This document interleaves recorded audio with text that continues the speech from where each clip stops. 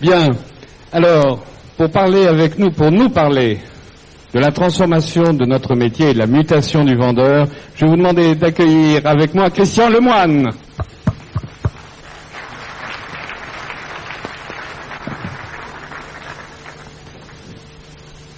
Bonjour Christian. Alors, Christian a de nombreux titres. Certains d'entre vous, d'ailleurs, l'ont connu il y a quelques années. Oui, Christian a de nombreux titres, mais il est là à un titre qui, pour moi, est extrêmement important. Christian est un spécialiste de la performance industrielle, de la performance technique, de la performance commerciale, de la performance sportive. Et c'est à ce titre-là que je lui ai demandé d'être avec nous aujourd'hui pour nous parler de la performance telle qu'il la voit dans d'autres entreprises et telle qu'il la voit chez nous. Christian, on est à vous. Merci d'avoir applaudi pour commencer. C'est ça de gagner. Alors si vous voulez bien, comme je vous ai écouté depuis à peu près 1 heure et quart, j'ai vu que j'avais affaire à des professionnels. Donc je me suis dit, je vais faire un plan. Donc j'ai fait un plan. Je vais donc vous dire rapidement ce que je fais, donc le métier qui est le mien, juste pour me présenter. Je vous dirai ensuite ce que je vois, parce que je suis ce qu'on appelle en France un consultant. Et vous savez tous qu'un consultant, c'est quelqu'un qui passe son temps à ne pas travailler. Il va voir ceux qui travaillent, ou plutôt il va voir ceux qui gagnent, il en dégage des lois qu'il va vendre à ceux qui ne gagnent pas, et qui se mettent à gagner. Ce qui fait que ceux qui l'avaient audité il y a 5 ans ne gagnent plus. Donc au bout de 5 ans, ils viennent voir les premiers. C'est un métier qu'on appelle récurrent. Mais ça permet effectivement de voir des choses. Et là, je vous dirai ce que je vois. Parce qu'au fond, on voit des choses intéressantes, et j'ai pour vous quelques nouvelles. Une bonne, une mauvaise. Comme vous êtes des gens motivés, je commencerai par la mauvaise et je terminerai par la bonne. Et puis ensuite, je vous dirai ce que je sais. Et quand je dis ce que je sais, c'est une manière de vous provoquer. Alors, il n'y aura pas de débat, je préfère. Comme ça, je suis sûr d'avoir raison. Mais de vous provoquer en vous disant, je crois de plus en plus que la performance est une science exacte. On ne gagne pas ou on ne perd pas par hasard. Je ne crois pas au marché, je ne crois pas à la conjoncture, je ne crois pas à la chance. Je crois qu'il y a des lois qui permettent de dire ce projet sera gagnant ou ce projet sera perdant, quel que soit d'ailleurs le talent des gens qui y sont. Et si vous voulez une confidence, j'ai remarqué que ceux qui ont tendance à ne pas gagner sont généralement plus intelligents que la moyenne. Et que ceux qui gagnent ont tendance à être plutôt plus primaires que la moyenne. Vous en tirez les conclusions que vous voulez. Le fait est que les groupes qui généralement ne gagnent pas sont très intelligents, mais pas toujours très primaires au niveau de leur méthode. Je vais revenir. Donc là, je vous dirai ce que je sais, et puis s'il me reste encore un peu de temps, et je ne l'aurai pas, je vous dirai ce que je crois. Ce que je crois notamment sur la croissance comme obligation économique et morale. Parce que je crois que la croissance est la seule manière de garantir à chaque être un développement permanent de son avoir, de son savoir, de son pouvoir et de son être. Et qu'une entreprise qui ne croit pas ne permet pas aux individus de croître en même temps qu'elle. Donc ça, c'est ce que je crois, et voilà le plan que je vous propose. Alors les gens qui me connaissent bien savent que je ne respecte jamais les plans que je donne. Et vous savez comme moi qu'il en va des conférences comme du marketing, on n'a jamais une deuxième chance de faire une première impression. Et généralement d'ailleurs, les publics à qui on donne un plan sont rassurés et ils n'écoutent plus. Ils dorment. Mais c'est pas plus mal. Je parle pas de vous, je parle de moi, monsieur. Quoique, quand on fait une proposition, une propale à un client, parfois, c'est mieux qu'il dorme. L'important d'ailleurs n'est pas qu'il écoute, c'est qu'il signe. Faut pas se tromper sur l'objectif.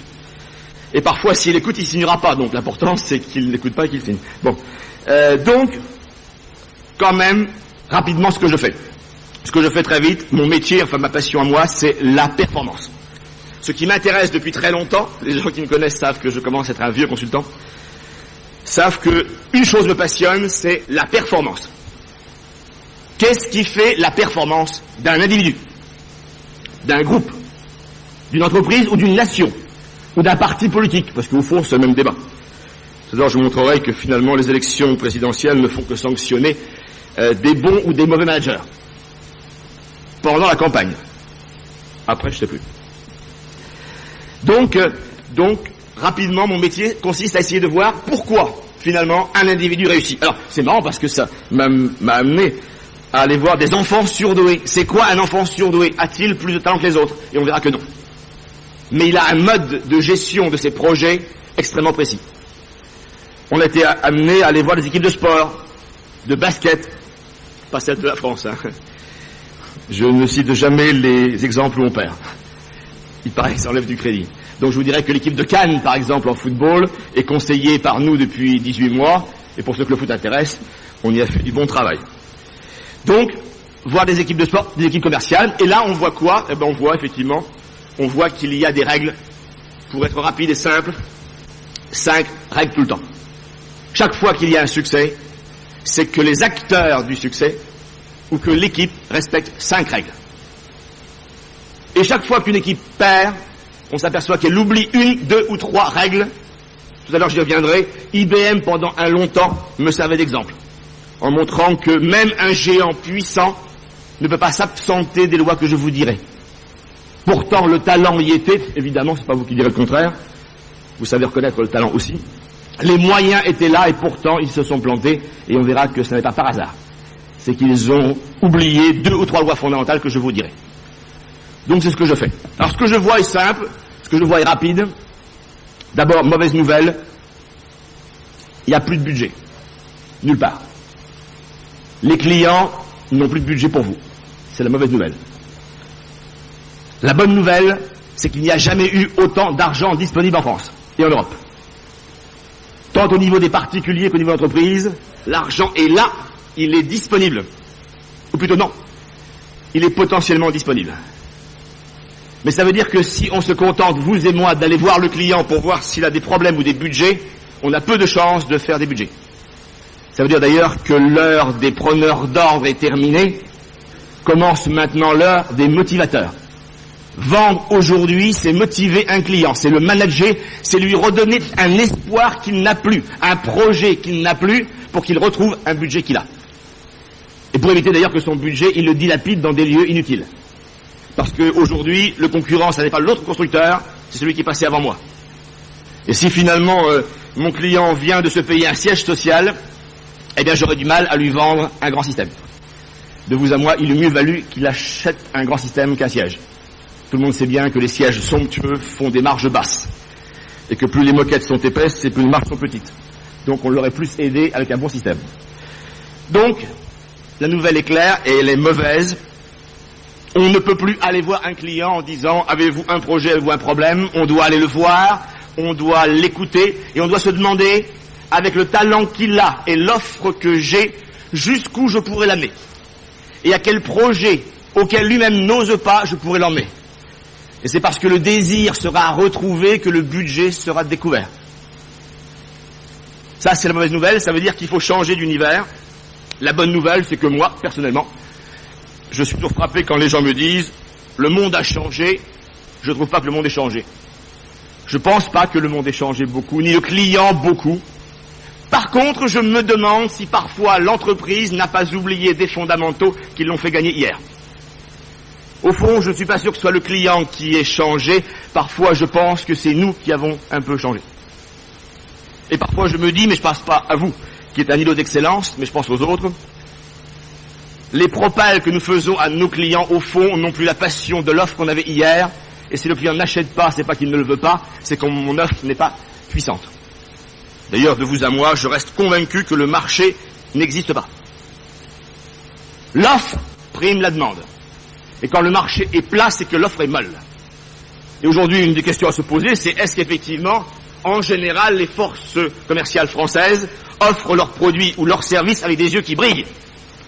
Sommes-nous sûrs que le client prend dans nos yeux l'énergie qui lui manque? Et je vais essayer de vous montrer que chaque fois qu'il y a passion et énergie, il y a marché. Il y a la règle claire, et elle est connue. Ce qu'un homme veut, il le peut indéfiniment. Ce qu'un groupe veut, il le peut toujours. Ce qu'une femme veut, mais ça, messieurs, on le sait depuis longtemps. Donc vous savez pourquoi, là-dessus, Freud était clair, il disait, c'est normal parce que la femme est une certitude quand l'homme n'est qu'une question. Je vous laisse méditer. Pour ceux que ça interpelle, Freud était plus clair, il disait, oui, la femme sait qu'elle est mère. Évidemment, le père fait des hypothèses. Évidemment. Ça fait des questionnements qui ne rendent pas disponibles pour des offres fortes.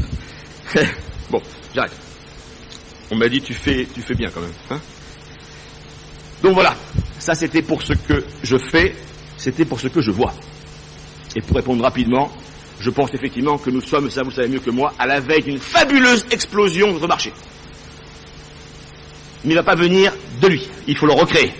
Le croisement des télécoms, des multimédias va refaire un marché extraordinaire, mais c'est de l'offre ici que se fera le marché. Si on attend qu'ils viennent, d'autres l'auront avant nous et on sera suiveurs. Alors maintenant je vais vous dire ce que je sais. Je vais vous dire ce que je sais. Je vais résumer les 5 fondamentaux qui fait qu'un individu réussit une vente, qu'une équipe réussit sa saison, qu'un constructeur réussit ses ambitions. Et on va voir ensemble que ces règles-là s'appliquent sans aucun problème à tout l'univers, scolaire, parental, sportif ou autre. La règle numéro 1 est claire et elle est connue depuis des millénaires. C'est la règle du projet de projet. Le projet de projet. Ça veut dire que l'objectif annuel, mesdames et messieurs, n'est pas un projet. C'est une contrainte ou un point de passage. Et il ne devient passionnant que si cet objectif-là est perçu comme une étape vers un projet passionnant. Je parle à des gens concrets et réalistes, et pourtant je vais vous rappeler une évidence, c'est que seuls les groupes en route vers un projet passionnant, aux limites du rêve, construisent un réel différent. Et il faudrait rappeler à tout le monde que tout ce qui existe au monde commence par être un rêve impossible le jour où on le rêve. D'ailleurs, les grands acteurs, les grands leaders sont des gens qui ont un rêve à partir de leur métier, qui savent que c'est un rêve, qui en mesurent l'écart entre ce rêve et le réel, qui n'y renoncent pas et qui vont exploiter chaque jour qui passe pour réduire l'écart entre le réel et le rêve. Ça veut dire que rien n'existe si au départ il n'y a pas un désir. L'autre jour, et je pensais un peu à vous, j'ai rencontré l'équipe fondatrice du Concorde. Et je me suis fait raconter un peu la naissance du Concorde. Et j'ai trouvé que c'était un projet intéressant à vous dire, parce que finalement le Concorde, c'est un projet impossible. Rappelez-vous, à l'époque, on faisait des vols transatlantiques en 9 heures et des poussières. Et puis un jour, le patron de l'équipe réunit ses ingénieurs en disant « Messeigneurs, on sait faire 9 heures, si on veut une offre forte au marché, donnez-moi un chiffre magique qui serait un grand projet. » Long silence dans la salle, les ingénieurs se mettent à plancher, ils sortent leur micro-ordinateur et ils se mettent à calculer. Et puis au bout d'un long silence pesant, il y en a un qui lève la main qui dit « Chef, moi je propose 7 heures. De construire un vecteur qui pourrait faire Paris-New York en 7 heures. » Réaction immédiate du collègue voisin, un coup de coude dans les côtes, il était fou. 7 heures, ça veut dire une vitesse de temps, donc un emport de carburant de temps impossible. Et d'objection en objection, 7 heures deviennent 7h30, puis 8 heures, 8h15, et on arrive à un grand projet, 8h45. Il y a comme ça des groupes qui se donnent des objectifs de croissance de 1% par an. Ce à quoi le leader répond, écoutez, moi je ne sais pas comment vous êtes, mais moi je suis pas rentier, donc il faut que je travaille. Mais travailler pour travailler, autant m'amuser. Et si je dois ramer comme un galérien pour 1,5% par an, franchement ça ne m'amuse pas. Moi ce qui me plairait, dit-il, c'est que vous me proposiez un grand projet, un vrai projet. Je sais pas, dit-il, moi je sais pas, mais 3 heures par exemple. 3 heures. Stupéfaction dans l'œil des spécialistes, les experts. Quand je vous parlerai des experts, qui passent leur temps à se tromper mais sans jamais être démentis. Bref, les experts disent, mais chef, c'est impossible, c'est impossible, c'est impossible. Parce que, si je calcule bien, dit-il, il faudrait que pratiquement l'avion vole à Mach 2,2. Eh ben, voilà une bonne idée. Note-la. Attends. Ça voudrait dire qu'il faudrait que nous transposions sur les avions de ligne ce qu'on sait déjà faire sur les avions militaires. Mais ça fait 2 bonnes idées, mon grand, tu les gardes. et puis sont mis lentement à gamberger. Au bout de 6 heures, le projet a été qualifié en faisabilité, et aujourd'hui vous prenez un avion à 10h35, et vous êtes à peine 3 heures plus tard à New York, et ça ne n'épate plus personne. Et malgré ça, vous avez des gens qui vous disent encore, le marché, le produit, le prix, l'offre, et tout ça c'est faux. Ce qu'un groupe humain veut, il le peut toujours. Lorsque les choses nous freinent, c'est qu'on manque de projet. Et je vous rappelle une des règles qu'on sait tous, c'est quand un groupe ou un homme est en route vers un projet passionnant, il est infatigable, il est invulnérable aux blessures, il est invincible, il ne perd aucune bataille, et il est immortel. Immortel, quoique. Tout le monde sait bien que tant qu'un homme porte un projet, il ne meurt point. Et souvent, comme disent joliment les notices de la presse qui ne manquent pas de spirituel, ils disent il s'est éteint à l'âge de 91 ans. Il s'est éteint parce qu'il a passé à un autre le flambeau d'un projet. Un autre jour, je relisais la vie du baron Bick, qui s'est éteint la veille du jour où il n'assisterait pas au premier conseil d'administration de sa vie, puisque son fils en prenait le relais. Mais oubliez l'immortalité de l'homme, tant qu'un groupe porte un projet, il ne meurt jamais. Quand un groupe dépose son bilan, mesdames et messieurs, ce n'est jamais la conjoncture qui l'a vaincu, c'est que ce groupe-là manquait de rêve, manquait de projet, manquait d'ambition. Ça veut dire effectivement que la règle numéro 1, c'est qu'au-delà du quota, il faut un projet. Quel servir voulons-nous faire pour le client? Quel type de bénéfice on veut lui apporter? Quel revenu on veut avoir? Quel mode de fonctionnement interne veut construire?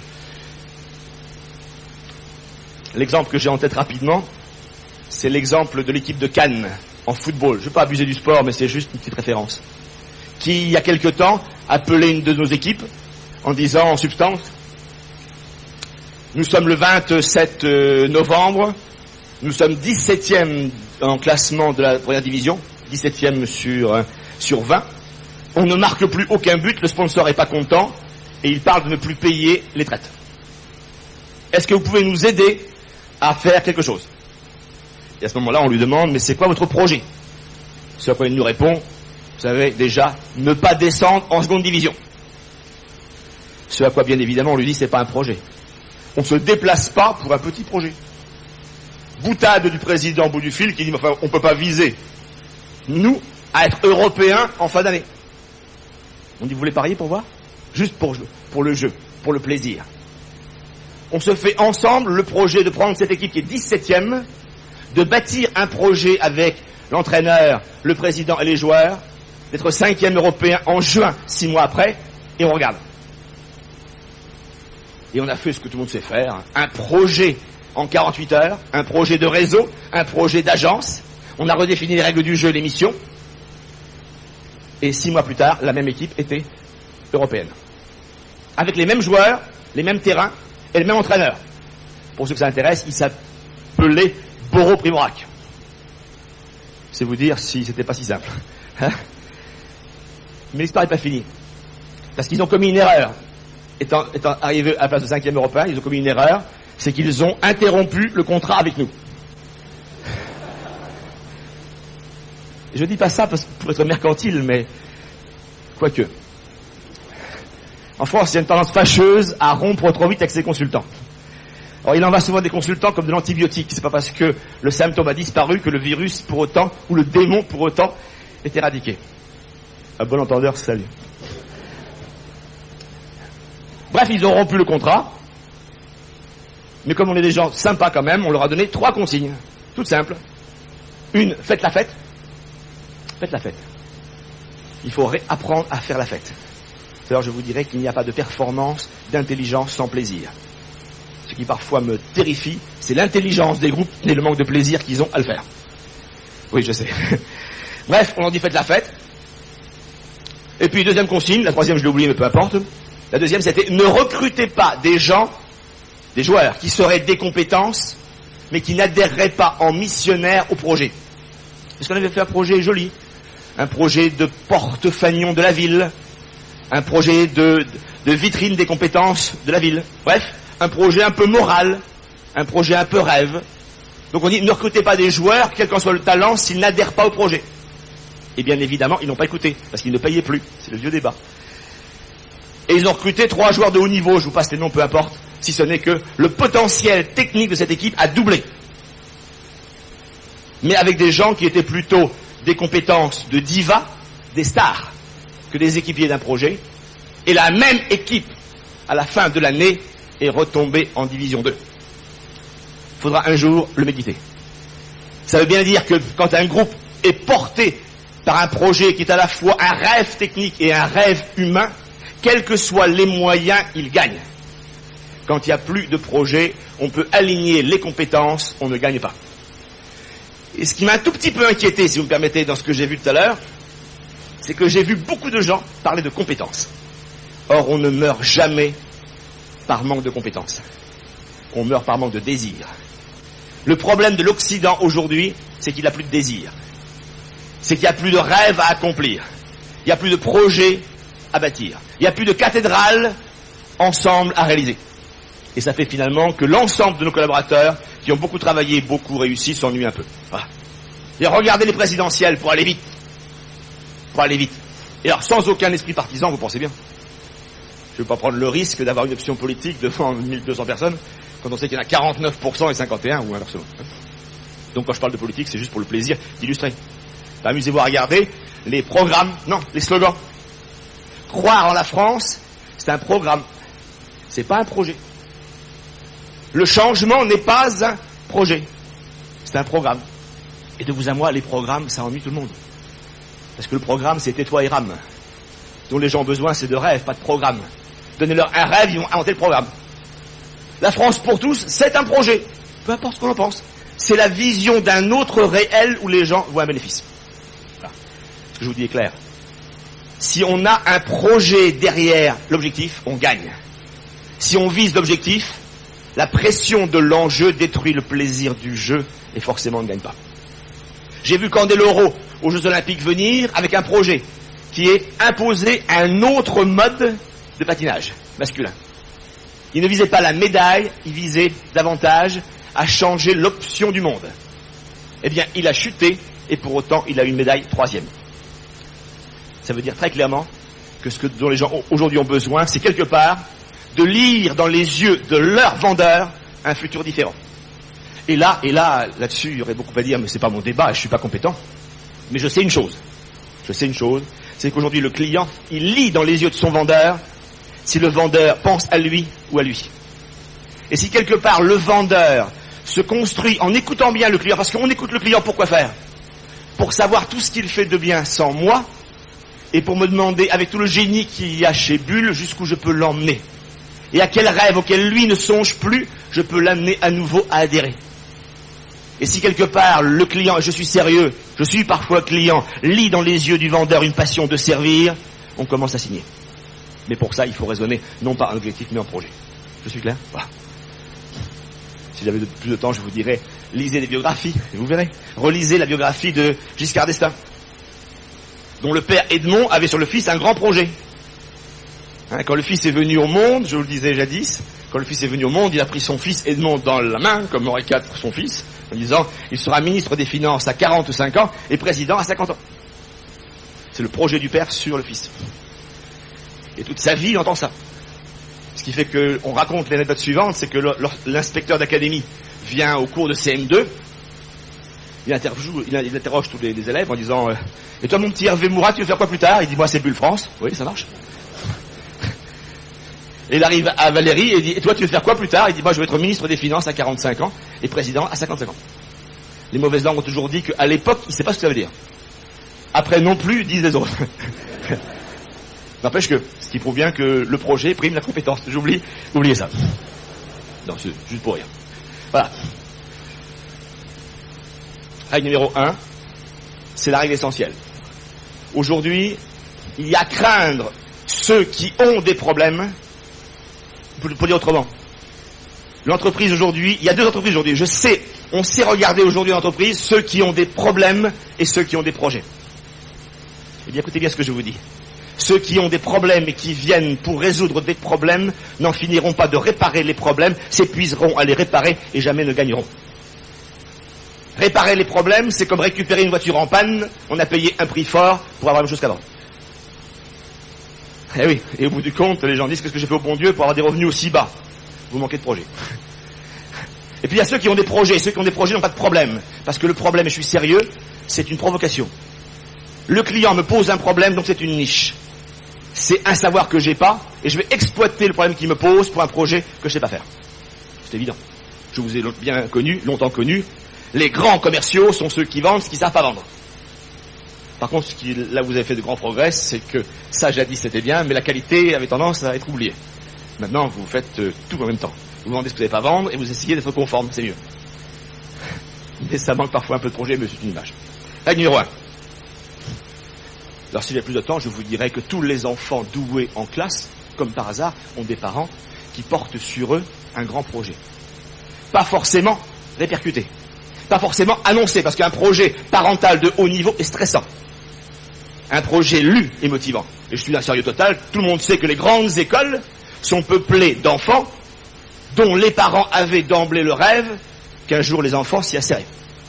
Si un jour vous invitez, vous l'inviterez parce qu'il est très bon, Raymond Lévy, il a 3 enfants qui sont X-mine, évidemment. Et quand je dis évidemment, parce qu'on lui dit alors comment ça s'est fait, il dit c'est évident. Mes enfants ne peuvent faire que X-mine, voilà. Et quand effectivement j'ai des parents qui ont un projet sur moi, eh ben je deviens motivé à ce projet, évidemment. Mieux comme le monde. Ça. À la fin de chaque conférence, quand je dis ça, les gens viennent me voir à la fin en disant c'est intéressant votre truc. Merci pour le truc. Alors pour les enfants, j'ai pas bien compris.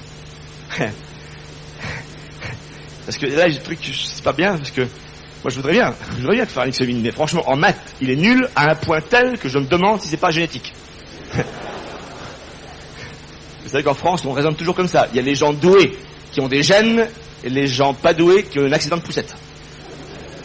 C'est-à-dire, au départ, un handicap, ce qui est aberrant, c'est une aberration totale, plus tard je vous en parlerai.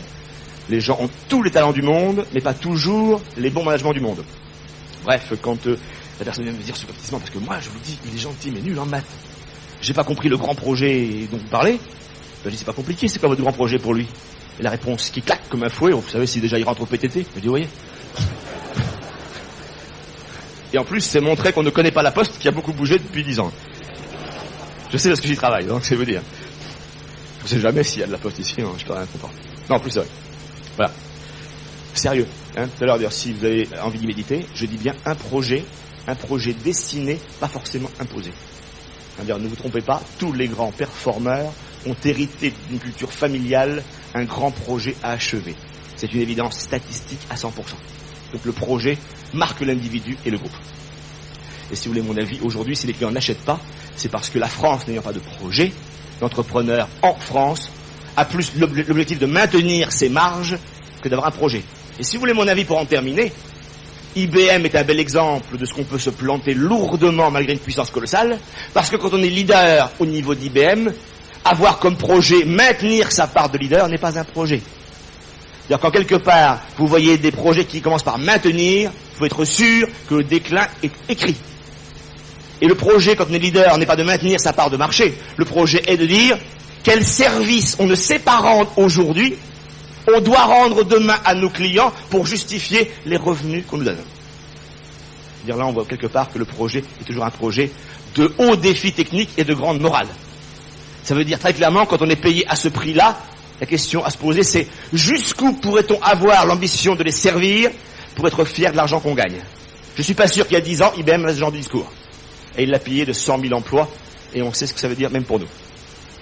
Et de vous à moi, là je fais un filigrane rapide, IBM a illustré pour moi une loi absolue, qui est qu'entreprise pense plus à se servir qu'à servir, son destin est inscrit forcément à la baisse. L'entreprise est payée pour servir, et sur les dividendes du servir qu'elle a apporté, elle se sert après, si tant est que le service soit rémunérable. Règle numéro 1, c'était le projet. Pour ceux qui suivent, il y a une règle numéro 2. Règle numéro 2, pas que je m'éloigne des spots de lumière, paraît-il, je vais me faire engueuler. Règle numéro 2. Chaque fois qu'il y a performance d'un individu ou d'un groupe, après le projet, il y a quelque chose qui s'appelle la passion pour le perfectionnement quotidien du métier de base. Oh, je sais, c'est un peu long, mais je recommence. 14 heures, c'est pas la bonne époque quand même. Je sais pas pourquoi j'ai fait ça d'habitude, je veille à ce que Seriex passe à 14 heures et moi à 11 heures. Je vais avoir une baisse de motivation là. Tous les groupes qui gagnent sont des gens qui aiment leur métier plus que leurs résultats. À méditer. Et ça veut dire que leur passion, c'est plutôt le perfectionnement quotidien du métier de base que ses résultats. Très clairement, la puissance d'un vendeur tient à celui qui a l'obsession de ciseler jour après jour les règles fondamentales d'une vente parfaite. Et qui finalement, dans chaque vente qu'il fait, pense plus ou moins au résultat que à dégager une loi ou un principe. Et qui de vente en vente va se faire des books de vendeurs, des checklists, qui fait que son savoir-faire est plus élevé que ses ambitions. Je rappelle que la seule manière de ne pas être stressé, c'est d'avoir un savoir-faire supérieur au projet que vous donne le chef. Et pour ça, il faut se passionner pour le métier. Passionner pour le métier, c'est se dire, est-ce qu'il n'y a pas une autre manière de confirmer le rendez-vous chez le client? Une autre manière qui ferait que c'est moi qui déciderai de la salle où je vais projeter ma propale. Parce que de vous à moi, je vous rappelle des évidences, mesdames et messieurs, on ne livre jamais un combat sur un terrain que l'adversaire, entre guillemets, a choisi. Si déjà je suis dans le terrain qu'il a choisi, pire dans son bureau, c'est vraiment prendre des risques inutiles. À ce niveau-là, c'est un peu suicidaire. Ou alors c'est celui qui est tellement fort qu'il se donne des handicaps pour le plaisir de les vaincre. Je dis effectivement très clairement que ma confirmation doit être telle que je vais choisir plutôt une salle de travail neutre que son bureau à lui. Mais ça veut dire que je ferai d'ailleurs la confirmation de telle manière que je puisse avoir accès à la salle une heure avant, parce que je ne vais pas vous rappeler une évidence que parfois, bizarrement, on oublie, c'est que la disposition des tables pèse 30% de la décision. Et que suivant que je laisse un U, un carré, un cercle, et la position de celui qui parlera, ITC off ou autre, j'ai déjà perdu la bataille avant d'avoir commencé. Parce que de vous à moi, il y a une chose que généralement en France on oublie, c'est quand on commence à parler, généralement c'est trop tard. On a déjà perdu. Avant que le premier mot soit dit, il y a 30 à 40% de chances de succès qui sont évanouies. Et j'ai vu, pas chez vous, parce que vous êtes un niveau d'excellence, donc il n'y a pas de problème, donc je vous rappelle des règles, mais j'ai vu ailleurs des équipes, d'IC offre, d'IC client, d'ITC offre, se mettre en bloc, à 4, à 3, face aux clients en bloc. C'est même pas la peine de commencer. C'est même pas la peine de parler. Mieux vaut prendre sa valise et aller au golf. Au moins le plaisir sera acquis. Parce qu'il est parfaitement clair que si j'avais travaillé mon métier, j'aurais su quoi? J'aurais su que le frontal est oppositionnel. Et que seul le côte à côte est consensuel. Et que ça veut dire que celui qui porte la décision, qui d'ailleurs est celui qui ne parle pas, vieille histoire, repérer celui qui parle pas et celui qui parle. En se rappelant que celui qui parle pas, il décide, et que celui qui parle, il décide pas. Ce qui ne veut pas dire pour autant qu'il faut regarder celui qui parle pas. Eh oui. Donc ça veut dire que tout le jeu va consister à regarder celui qui parle en pensant à celui qui parle pas, parce que celui qui parle pas, il décide. Mais ça veut dire que si je ne suis pas assis à côté de celui qui parle pas, j'ai déjà raté beaucoup de chances de réussir. Pourquoi je vous dis ça? Parce que la passion du métier, c'est ça. C'est jour après jour, trouver l'aiguille d'or, l'aiguille d'argent, le mot qu'il faut, le costume qu'il faut, ou la voix qu'il faut, ou les mains qu'il faut, pour que la proposition plus élevée soit vendue avec des efforts moindres. Eh bien, ceux qui gagnent sont ceux qui finalement ont plus l'obsession du chef-d'œuvre mis en fiche, du chef-d'œuvre modélisé, des 10 lois fondamentales de l'intro que du résultat. D'ailleurs, l'idée est claire, la passion du résultat détruit la passion du métier. Et plus on pense au résultat, moins on soigne le métier. On appelle ça le syndrome Picard. Franck Picard. Vous vous rappelez Picard? C'est hallucinant, Picard. Picard a commis aussi une erreur de changer de consultant en cours de jeu. C'est comme quoi, c'est grave. Là aussi, ce serait intéressant de vous rappeler. Franck Picard arrive à Calgary il y a longtemps. Personne ne le connaît, pas de pression dans le jeu. Médaille d'or, à l'aise. Plaisir du jeu, pas de pression dans le jeu. Avec la médaille d'or, qui rapporte beaucoup d'argent en France, et c'est bien, il s'offre un hôtel, qu'il appelle le Calgary. Ce qui n'est pas idiot, sauf qu'il faut le remplir, l'hôtel. Et là, quand il faut faire Albertville, on lui dit, la seule manière de le remplir, c'est de faire une médaille. Et là, déjà, c'est beaucoup plus dur. Il a beaucoup de mal. Puis pour Lillehammer, il est vraiment enterré. Et à ce moment-là, non, j'exagère parce que Lillehammer, il ne fera rien. Je reviens effectivement à Albertville. À Albertville, on lui dit, t'as 4 semaines pour faire 2 médailles.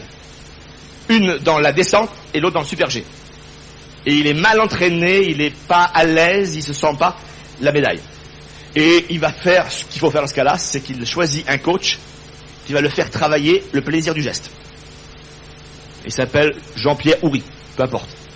Qui va l'entraîner pendant 4 semaines, écoutez-moi bien, sans jamais chronométrer les descentes. Mais qui va simplement travailler le plaisir de chaque geste. La première descente, il se passe en 16 secondes, il passe de 0 à 140 km/h. Et tout le jeu consiste à prendre la première carte, la deuxième, bref, ciseler le plaisir d'une carte parfaite, sans jamais chercher à savoir si le chrono est atteint. Et ça fait quoi? Ça fait une médaille d'argent, ce qui n'est pas si mal, à 4 centièmes de seconde. Mais comme il n'est pas content, il en veut à son coach qu'il vire. Et il dit, le super G, 8 jours après, c'est mon domaine, c'est mon terrain, je connais. Il dit à la presse entière, je vais gagner. Si vous voulez un conseil, on ne parle jamais à la presse pour dire qu'on va gagner. Parce que ça accroît la pression. Et qu'est-ce qui se passe? Eh bien, dans le super G, à la deuxième porte, il tombe. Et alors, le plus marrant de tout ça, c'est pour le plaisir, c'est qu'il y a un journaliste qui est présent. Parce que vous savez qu'en France, quand vous gagnez, la presse, généralement, n'est pas là. Et quand vous perdez, elle est là. Et généralement, elle tend le micro. Et la règle, c'est quand on perd, on ne parle pas. On bosse. Et bref, lui, il est là, il se relève, il s'époussette un peu.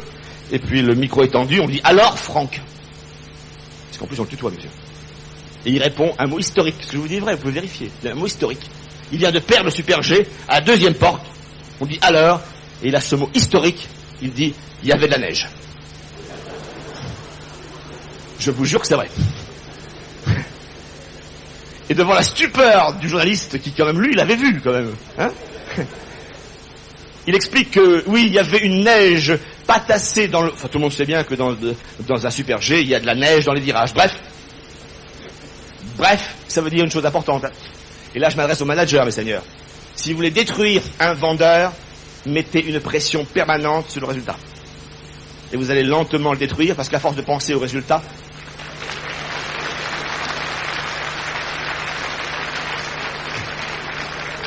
je suis pas sûr que vous me rendiez service. Si vous voulez que je revienne, arrêtez ça.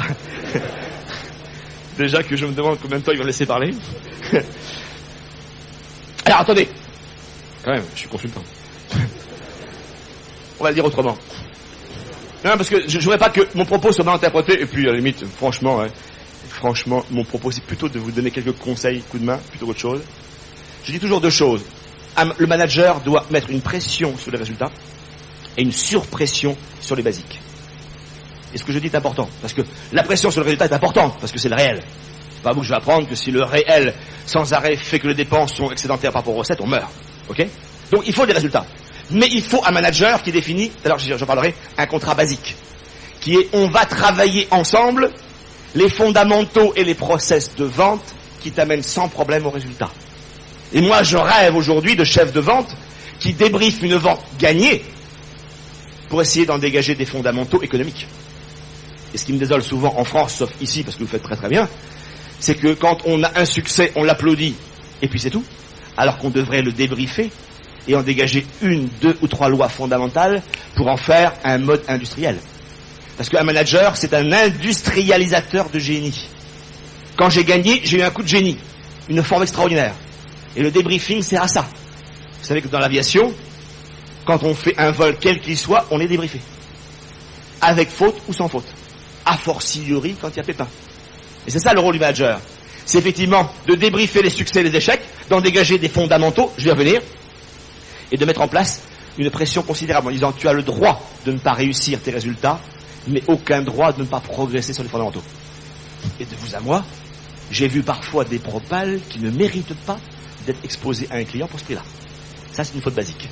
Et là, il faut une pression. Par contre, quand c'est bien fait et qu'il n'y a pas de résultat, eh bien, le rôle du boss, c'est de rechercher encore quelle manière il faut mettre en œuvre pour réussir. Parce que de vous à moi, je termine, vendre du bulle, c'est un métier à part entière. En clair, il n'y a pas de technique de vente universelle. Vu ce que vous êtes, le projet que vous avez, il y a une vente de bulles à inventer. Comme on a inventé avec Renault une vente de Renault. La voiture à vivre au Renault exige une méthode de vente particulière qu'on ne connaît pas et qu'on va inventer. et qu'on va ciseler. Et c'est parce que les gens se passionnent à trouver la méthode de vente Renault que finalement, ils ont une manière de vendre qui fait une part de marché qui est passée entre 90 et 95, de 25% de part de marché à 30,2. D'accord ? Donc c'est bien là où effectivement la passion de l'enjeu doit être suréquilibrée par une passion du jeu. Si vous avez plus de temps, si vous voulez que vos enfants soient performants, et je vous rappelle tranquillement que si vous décidez que vos enfants seront premiers en classe partout, ils seront premiers en classe partout. C'est un problème de management et pas de talent. Vieille histoire qui dit que si mon fils est nul en maths, je ne peux pas en déduire qu'il n'a pas de talent en maths, mais que mon management à moi sur les maths est nul. Et qu'en changeant la lecture, je vais l'amener à une performance. Ce que je vous dis est vrai, je vous signe à qui le veut ici de manière parfaitement bénévole un contrat que vous voulez. Je veux dire que si je m'intéresse à son travail scolaire, son carnet scolaire augmente. Si je m'intéresse avec lui à l'art délicat des pleins et des déliés, il va s'intéresser aux pleins et aux déliés et forcément il aura de bons résultats. Tout le problème des gens, c'est que généralement l'objectif prime, on pense au but et pas au geste. Le golf le dirait à l'évidence, mes seigneurs. Le tennis le dit à l'évidence. Le ping-pong le dit à l'évidence. Quand au tennis on pense à faire un coup, on regarde, on va mettre la balle, on rate le geste et on sort le coup. Évidemment. Et il y a un lieu qui est encore plus sanctionneur, on en reparlera, c'est que si au golf, vous avez l'objectif en tête, et que vous pensez plus à l'objectif qu'à la perfection du geste et au plaisir du geste, votre drive va pas très loin. Et c'est tout l'art d'ailleurs d'un performeur de haut niveau, c'est d'avoir un objectif en tête, de le visualiser, de se replier sur ses fondamentaux, de les ciseler et de mettre en place un plaisir à les jouer. Voilà. L'autre jour, mais on n'a plus le temps, on s'amusait à regarder pour un syndicat de la restauration rapide française, pourquoi McDonald's a des performances économiques qu'aucun fast-food français ne peut avoir. Et c'est intéressant pour vous. Parce que quand on regarde l'offre McDo par rapport à l'offre cafétéria française, il n'y a pas photo quand même. Je veux dire, arriver à faire 22 milliards de dollars avec ce produit-là, faut quand même être à l'aise. Alors quand les gens me disent après, on n'a pas les produits, je dis va chez McDo. Le pire, c'est qu'on finit par y aller et par aimer. C'est vous dire en plus, c'est bien fait. Ouais, en plus c'est vrai.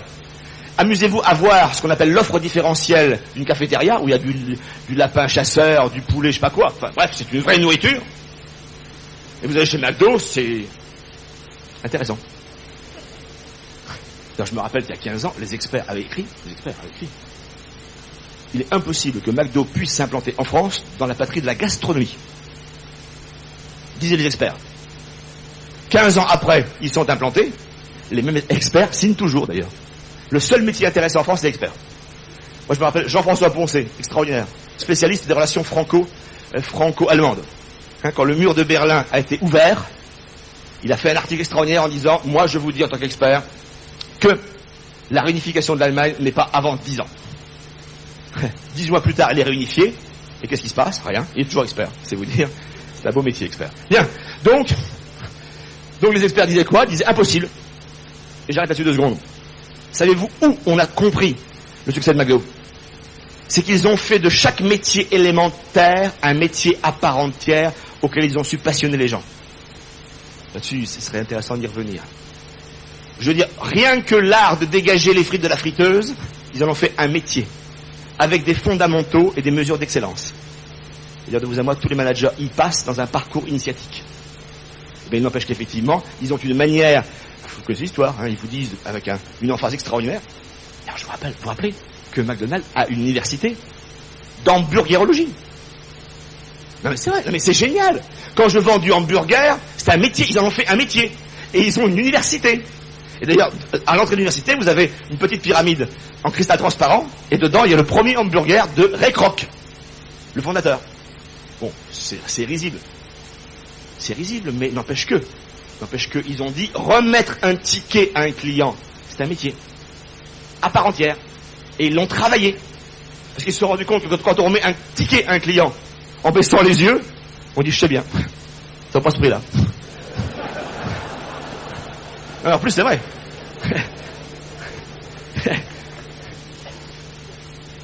Et là, d'ailleurs, je tombe sur un autre point, qui est, on n'imagine pas à quel point les groupes les plus puissants reposent sur le cisèlement passionné de fondamentaux simples et jamais oubliés. Ce que je vous dis est gravissime. Les groupes en France, généralement, sont extrêmement stratégiques, mais les fondamentaux du métier de base sont oubliés. Ils disparaissent à une vitesse grand V et jamais travaillés. Juste pour la métaphore, on sait que dans une agence, l'accueil téléphonique pèse 20% du chiffre d'affaires. On le sait. On sait que la manière dont le lycée décroche s'entend. Il y a des manières de décrocher qui sont claires. Hein. On sent qu'on dérange. Hein, le client dit, j'ai vu de la lumière, mais je sens que je dérange. On lui dit, oui monsieur, on facturait. On vous facturait, on ne peut pas plus vous accueillir, non, pas déjà. Hein. Bref, si moi, je me passionne pour l'accueil téléphonique, on va voir ensemble d'ailleurs que la manière de décrocher, la manière de parler, la manière de sourire avant, ça s'entend. Et ça fait un client qui se sent accueilli. De vous à moi, il faut nous former tous à reconnaître le client qui dit allô. Il a dit allô, je sais son nom. Et à force de travailler, on y arrive dans beaucoup de cas. Je peux vous dire que le client qui n'a pas annoncé son nom et qu'on salue par son nom, lui, il se sent partenaire. Et comment on y arrive? Parce qu'on va se passionner avec tous les gens qui sont au téléphone pour les fondamentaux du métier. De chaque accueil, on fera un chef-d'œuvre. Et puis un jour, quelqu'un vous dira, j'ai découvert quelque chose. La perfection téléphonique, c'est quoi? Et c'est vrai en plus. Ça consiste à ne jamais raccrocher le premier à un client qui vous a fait l'honneur de vous appeler. Des fois qu'il aurait une commande en plus, d'ailleurs. Et c'est pas qu'une métaphore. Donc ça veut dire, au revoir, monsieur Mourin, je vous souhaite pas au revoir, je vous souhaite une excellente journée, et j'attends qu'il raccroche. Alors s'il a suivi la même conférence, ça peut être intéressant. C'est un autre débat qu'on verra plus tard.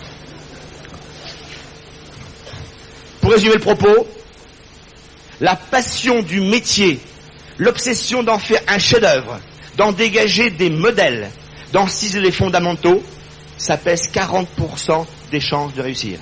Il faudra qu'on en reparle. De vous à moi, et là c'est un thème sur lequel vous allez m'envoyer dans le mur, mais je vous le dis gentiment et je pars après. J'ai toujours été intrigué de voir pourquoi IBM avait lâché sur les basiques du look de ses IC. Vous vous rappelez? Je note, de manière très symbolique, que le déclin d'IBM a commencé quand ils ont lâché sur un certain nombre de fondamentaux du look que les Watson senior et junior avaient imposés. Bien évidemment, il y a des corrélations que je ne vais pas pousser trop loin, mais ça m'intéresse. Et je dis aujourd'hui, travailler avec ces IC sur est-ce qu'on a le look correspondant à l'offre, c'est pas une plaisanterie. Et parfois, on aurait moins à ramer si les looks de nos équipes étaient plus travaillés. Si moi-même, j'avais réfléchi en disant, avec ce banquier-là, dans l'état où il est, et je suis sérieux absolument, est-ce qu'il n'y a pas ou une cravate ou un costume plus ad hoc? Et là-dessus, je vous renvoie à une évidence, c'est qu'on passe 50% de son temps par jour à corriger des erreurs qui viennent de basiques faciles non respectées. Je le redis une fois encore. Un groupe industriel puissant passe 50% de son temps à récupérer des fautes qui viennent de basiques élémentaires qu'on aurait pu éviter. Le problème, c'est qu'on croit au génie et pas aux fondamentaux. Aujourd'hui, mais c'est une évidence, vous le dites bien, avoir une propale qui n'est pas au code couleur du client, aujourd'hui, c'est pas grave, demain, ça fleurera la faute grave. Parce que le minimum, c'est qu'effectivement, il trouve l'écho de lui en page première. Et je vais vous dire, s'il n'y a pas une citation de lui en page première, lui montrant que je l'ai entendu et que je me mets à son service, aujourd'hui c'est une erreur, demain sera une faute. En clair, aimer le futur, c'est la règle numéro 1, aimer son métier passionnément, c'est la règle 2. Et c'est fondamentaux ensuite. Troisième règle, vous me suivez toujours, mais là je vais très vite parce que, quelle heure est-il? Normalement il faut que je m'en aille dans... C'est pour moi. Il y en a combien là? Il reste un quart d'heure, et il reste combien? Pareil, ça devrait aller. Troisième règle, mais je crois que vous l'avez dit, donc je vais aller assez vite. Les équipes performantes sont ceux qui ont l'obsession, alors on va le dire comme ça, pour aller plus vite, de faire réussir leurs clients. J'ai pas dit satisfaire, ça va de soi. J'ai pas dit servir, on l'a esquissé. J'aimerais aller au-delà. L'analyse montre que les performeurs de haut niveau vont au-delà du satisfaire avec l'idée de est-ce que nos clients réussissent dans la vie et dans leur vie mieux que les autres. Ce qui veut dire que demain, d'ailleurs, il n'est pas impensable que les managers jugent leur force commerciale sur « montre-moi en quoi tes clients gagnent davantage depuis que ton système a été mis en place ». Parce qu'il est parfaitement clair que nous n'aurons de destin que si nos clients réussissent. Et ça veut dire très clairement qu'on doit se mettre en route, même de manière timide aujourd'hui, vers comment faire une vraie offre qui non seulement est gagnante-gagnante, mais le faire réussir davantage. Moi, j'ai assisté récemment, non pas récemment, il y a quelques années, 2 ans, 3 ans, à un speech d'un président d'entreprise de construction automobile qui avait réuni ses 6000 ingénieurs d'études, il y a 5 ans maintenant, pour leur définir la mission du bureau d'études. Et son propos premier a été foudroyant. Il a dit, messieurs, mesdames, messieurs, je voudrais qu'il soit bien clair que nous ne sommes pas un constructeur automobile. Nous ne sommes pas un vendeur d'automobile. Nous sommes payés pour que les gens qui roulent dans nos voitures réussissent dans la vie et dans leur vie un peu mieux que les autres. Et il l'a développé longuement. Et dans le débat, un ingénieur s'est levé en disant « Monsieur le Président, je trouve que vous exagérez. Notre métier, c'est de faire des voitures. On les fait sécuritaires, on les fait belles, mais au-delà, à l'impossible, on n'est pas tenu. » Il a répondu « Je vous demande de changer votre avis. Si on ne fait que des voitures, on aura de moins en moins de clients. » Maintenant, je vais vous dire, dit-il, et là, il le dit mieux que moi, il y a des manières de faire des voitures, des intérieurs de voitures, des tableaux de bord de voitures qui sont des miroirs. Le matin, quand je rentre dans ma voiture, c'est un miroir de moi que je reçois. Et si le tableau de bord est un peu cheap, si le plastique est un peu vermoulu, si les tissus sont pas très sensuels ou moelleux, j'ai pas une image de moi très forte. Or vous, mesdames et messieurs les commerciaux, vous savez que l'image de soi, c'est 50% d'une vente. Quand je me sens bien dans ma tenue, quand je me sens bien dans ma peau, j'ai des regards. Et le client, il achète sur un regard. Quand je baisse pas les yeux sur une offre, il baisse les yeux pour signer. Quand je baisse les yeux sur une offre, il va discuter le prix. Et ça, c'est une évidence. Et je reprends mon président qui dit, à nous de travailler pour que, dans les prix du marché, on trouve des plastiques, on trouve des tableaux de bord, on trouve des images qui fait que le client, eh bien, il est heureux dans la voiture. Alors bien évidemment, on n'est pas fou. On ne change pas la vie d'un client, mais un peu. Et moi, j'ai entendu de ces patrons-là une phrase que je vous redirai. Si quelque part, vous ne pensez pas que votre produit change un peu le monde, changez votre produit pour qu'il change le monde. Si vous ne croyez pas quelque part que votre produit change un peu positivement la vie du client, vos chances de vendre sont plus faibles qu'on le croit. Vous ne serez acheté que par ceux qui ont un besoin. Vous ne saurez pas les mettre en mouvement. Ça veut dire effectivement que tout à l'heure, quand vous disiez de belles offres, il faut aller là. Et quand quelqu'un disait gentiment un compromis entre ce que le client veut et les contraintes du constructeur, certainement pas. Certainement pas. Il faut aller au-delà. Il faut plier nos exigences, nos contraintes à ce qu'il veut. Pour qu'au bout du compte, on puisse dire tous les clients de Bulle, monsieur, et je le montrerai dans le journal de Bulle, gagnent. Nos clients gagnent des parts de marché. D'ailleurs, nous devrions mieux surveiller les chiffres de nos clients. Et d'ailleurs, en surveillant les chiffres de nos clients, on se motive davantage. On est plus fier. Quand on est fier, on vend mieux. Voilà. On pourrait là-dessus en parler à l'infini. Moi, je connais bien le groupe Ouest France. Vous savez que je suis breton, puisque la maison là-bas où j'habite était en Bretagne. Ouest France, c'est quand même le seul quotidien qui tire à 837 000 exemplaires jour. Il n'y en a pas un seul en France qui fait ça. La Libération peut s'accrocher. Là, vous avez vu, mine de rien, le plaisir. Quand Serge July a lancé le 3e Libération, il a eu un lapsus. Il a dit, c'est le 3e âge, pardon, c'est le 3e souffle de Libération. Effectivement, c'est le 3e âge. Il y a des lapsus qui tuent. Bref, Ouest France, aujourd'hui, qui fait ce que je vous dis comme performance, a des fondateurs encore présents qui dit ceci, en substance, de mémoire. Si celui qui referme le journal n'a pas eu de l'information, n'a pas eu du plaisir, et n'a pas dégagé une autre vision du monde pour mieux s'y inscrire, c'est un peu catholique chrétien, démocrate chrétien, Ouest France. Mais quelque part, dit-il, je ne suis pas fier de vous ni de moi. De vous à moi, le groupe Bertelsmann qui a fait Capital dit la même chose. Capital, vous avez vu comment Capital a raflé le marché de la presse économique? Eh bien, quand on écoute effectivement les fondateurs, ils vous disent quelque part, nous voulons, et ils le disent textuellement, que les lecteurs réussissent mieux dans la vie que les autres. Alors, soyons clairs, parfois on ne sait pas le faire, et alors, c'est un projet. On va se battre. Aujourd'hui, on ne sait pas le faire, mais jour après jour, on va se battre pour que ce journal, dit-il, eh bien, fasse réussir les autres davantage. Une entreprise n'a de sens que si elle fait réussir ses clients indéfiniment. On est payé pour ça. Et là, j'aimerais vous rappeler une évidence fulgurante que personne ne doit jamais oublier dans sa vie de vendeur. C'est que nous avons tous, moi et vous, tous exactement au 100 près, le chiffre d'affaires qu'on mérite, eu égard au servir qu'on apporte en vrai et au plaisir qu'on apporte en plus. Je recommence. Le chiffre d'affaires que l'on a correspond exactement au service que l'on rend en vrai et au plaisir qu'on apporte en plus. Et il n'y a pas d'effet d'injustice. Si on ne fait pas le chiffre que l'on vise, c'est que contrairement à ce que l'on croit, le service qu'on apporte n'est pas aussi bon qu'on le croit. Et alors, c'est le début d'un problème. Faut bosser. Mais moins sur le marketing que sur l'offre. Moins effectivement sur le plaquage du produit que sur son âme. C'est ce que j'appelle moi le principe de la lisibilité du produit. Le produit est lisible. Et si quelque part il est mal adroit ce produit, mais il y a une volonté de servir, eh bien il marche. La Twingo c'est ça mes seigneurs. La Twingo marche parce qu'il y a une volonté d'inventer un nouveau concept, gagnant pour le client, gagnant pour Renault, puisqu'on l'a fait sur des chaînes de flin, qui fait que la voiture est moche comme tout, et pourtant elle marche. D'ailleurs, ce qui est marrant, c'est qu'elle est moche, elle était dédiée aux jeunes qui n'en veulent pas, et c'est des vieux qui achètent. De vous à moi, si on se gourre en marketing mais qu'on gagne en volume, des cas sera content, donc tout va bien. D'accord? Voilà. Méditez ce que je vous dis, parce que c'est passionnant d'ailleurs, hein. C'est l'idée que faut pas se tromper. Le marché est juste. Et le chiffre d'affaires que l'on n'a pas, c'est le service qu'on rend pas.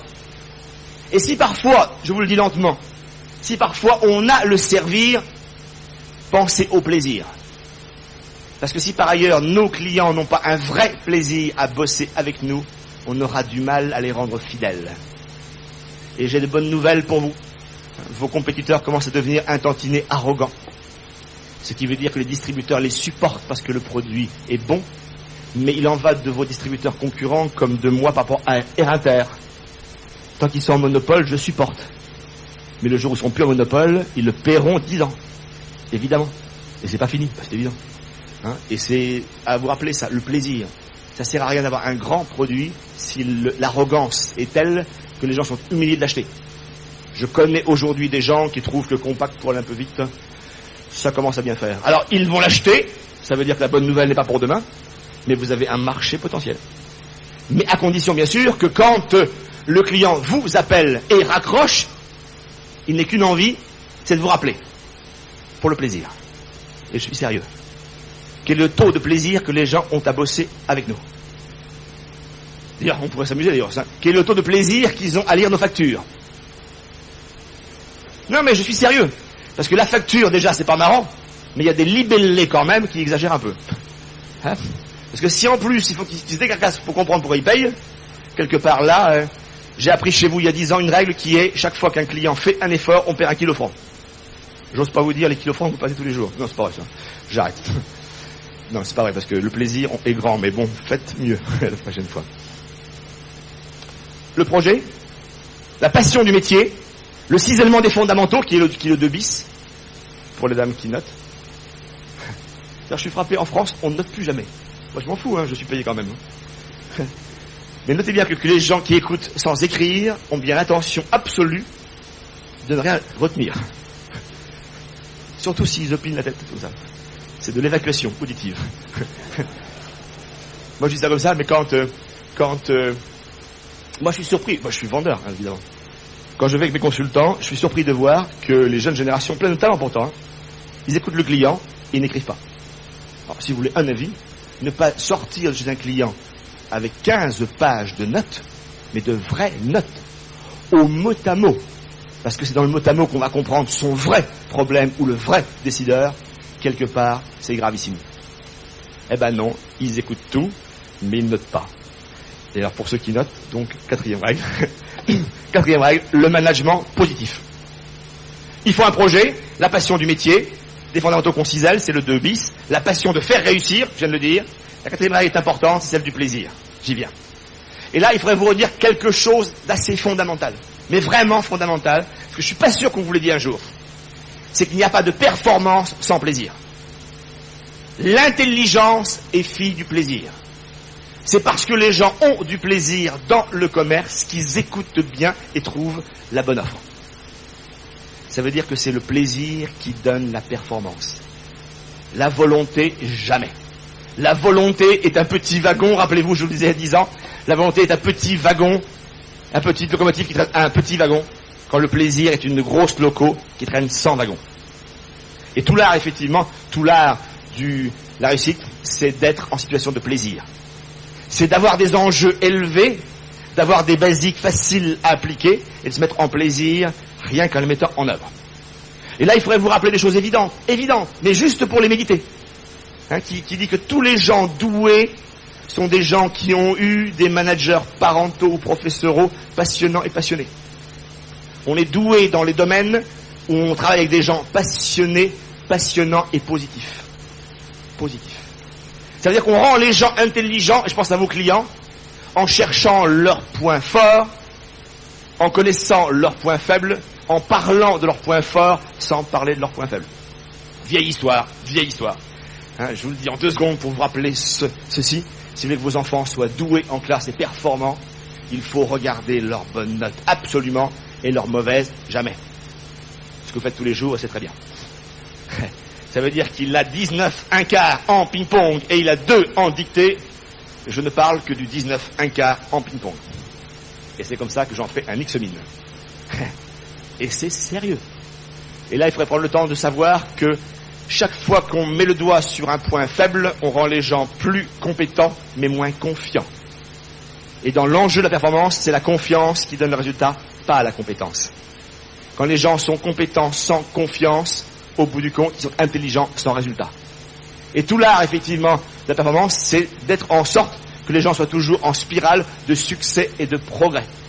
Et j'en reviens à mon fils, il a 18,5 en ping-pong, il a 2 en maths, je ne parle que du 18 en ping-pong.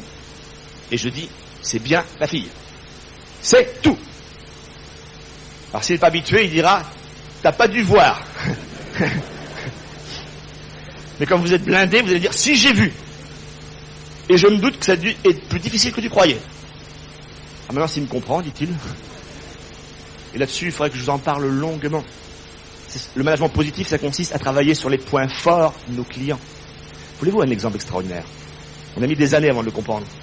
La XM, comme vous savez, n'a pas été un grand succès au niveau de l'automobile, puisqu'elle était prévue pour être sortie à 400 véhicules jour, et aux dernières nouvelles, ils la sortent à 80 véhicules jour. Vous imaginez des usines taillées pour 400 véhicules et qui n'en sortent que 80.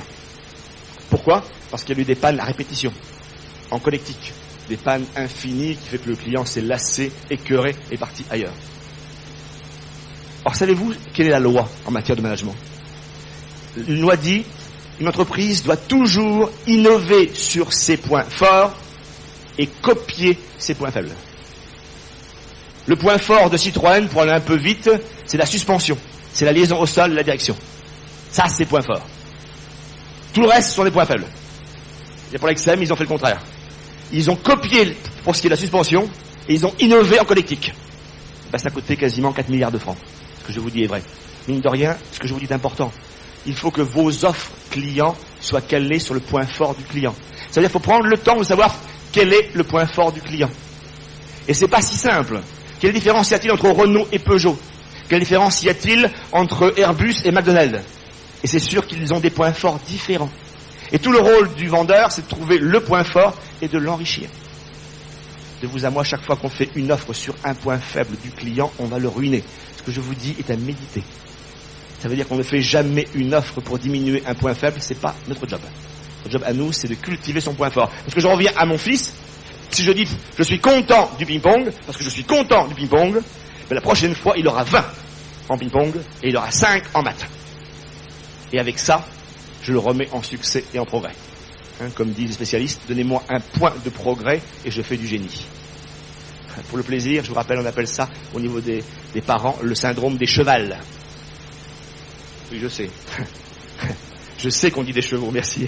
Vous voyez le mal qu'on a quand un client dit une bêtise, pas rectifier. Pour montrer que moi je sais, pas vous. Savez-vous qu'on s'est rendu compte que tous les gens qui sont bloqués en compétences, pas performants, sont des gens qui ont eu des partenaires toujours négatifs. Les gens qui bégayent sur le plan de l'élocution ont eu des parents qui n'en finissaient pas de les corriger. Et on peut bégayer sur le plan mental. Quand on ne comprend pas des choses, quand on lit mal un bilan, qui est facile à comprendre, c'est que sur ce plan-là, on est un peu bloqué. Pourquoi ? Parce qu'on a vécu le syndrome des chevals. Vous savez ce que c'est ça ? C'est tout bête. Hein, c'est le jour où ma petite fille me dit « T'as vu papa les beaux chevals ?» Comment je fais pour la corriger ? Je vais vous dire ce que vous faites chez Bull et c'est bien. Je vais vous dire ce que font les autres et c'est mal. Vous vous dites « Tu as raison, ma chérie, ils sont très beaux. » Il y a toujours un moment de silence un peu angoissant qui monte. Les gens qui disent « Mais on lui dit quand qu'elle est nulle ?» Quand même. Est-ce bien raisonnable ? Et vous avez raison de dire, tu as raison, ils sont beaux. Ah. Les autres disent quoi ? Avec tout le spectre possible, on ne dit pas des chevals, on dit des chevaux. C'est ce qu'ils pensent. On ne partage pas les mêmes valeurs. Chaque fois qu'on fait une remarque à quelqu'un, on augmente peut-être sa compétence, mais on dégrade la relation. Ce que je vous dis est gravissime.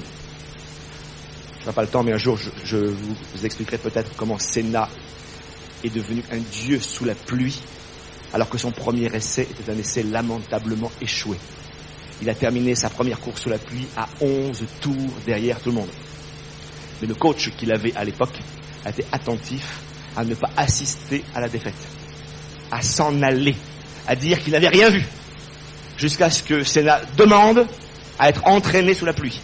Et chaque fois qu'il est sorti de la route, le coach disait « C'est bien, tu es sorti vite, donc tu n'as pas eu peur. » Non mais, ce que je vous dis est très important, ne le prenez pas en boutade. C'est tout l'art, effectivement, du management et de la performance, c'est que les gens ne doutent pas d'eux. En clair, sur le domaine pluie, Senna n'a pas de doute. Pourquoi ? Parce qu'il n'a eu que des messages positifs. Et il a corrigé seul ses erreurs. Ça veut dire que le rôle, finalement, que vous avez, quand vous animez une équipe, vous êtes tous animateurs d'équipe, c'est de mettre les gens en succès et en progrès. Et ça demande un sang-froid d'airain. Et ce qui veut dire que 5 jours après, je termine ma métaphore, 5 jours après, quand vous passez devant un champ, il y a des chevaux quand même, hein. Sinon, ça pourrait être un peu embêtant. S'il y a des vaches qu'on dit, t'as vu les beaux chevals ? Voilà. Pourquoi je vous dis ça ? Parce qu'on boucle le système. Les gens performants, comme par hasard, répondent à ces lois-là. Ils ont un projet extrêmement ambitieux, et je vais conclure. Si vous voulez réussir demain, il faut vous donner des projets au-delà du possible. Avec des questions simples. Aujourd'hui, Bull sait faire quoi ? Eh bien, jusqu'où pourrait-on aller en service client ? Quel service on ne sait pas rendre aujourd'hui, on serait fier de rendre demain à nos clients ? Et si vous arrivez à une définition que vous ne savez pas faire, mais que vous auriez du plaisir à faire, c'est un projet. De vous à moi, si on sait faire, c'est un programme. C'est pas intéressant. Si on ne sait pas faire, c'est un projet. Quel service on sait rendre aujourd'hui, quel service on voudrait rendre demain ? Qu'on ne sait pas faire, mais qui fait qu'on serait fier. Fier, et qui fait que même si on échoue, le chemin qu'on aura fait sera grand. C'est ça un projet. Quelle marge on fait aujourd'hui, quelle marge on aimerait faire demain ? Qu'on ne sait pas faire, mais qu'on serait fier de faire. Notez la notion de plaisir. Il ne faut pas faire des plans qui soient raisonnables, il faut faire des plans qui soient passionnants. Et puis au niveau des hommes, quels collaborateurs on a aujourd'hui et quels collaborateurs on aimerait demain ? Comment on bosse ?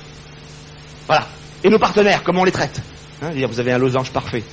Servir le client, servir l'actionnaire, servir les collaborateurs et les partenaires. Et de vous à moi, vous voulez un grand projet ? Et bien tout ça en 32 heures. C'est ça qui est passionnant. Faire des choses qu'on ne sait pas faire dans un temps plus restreint. Vous savez pourquoi ?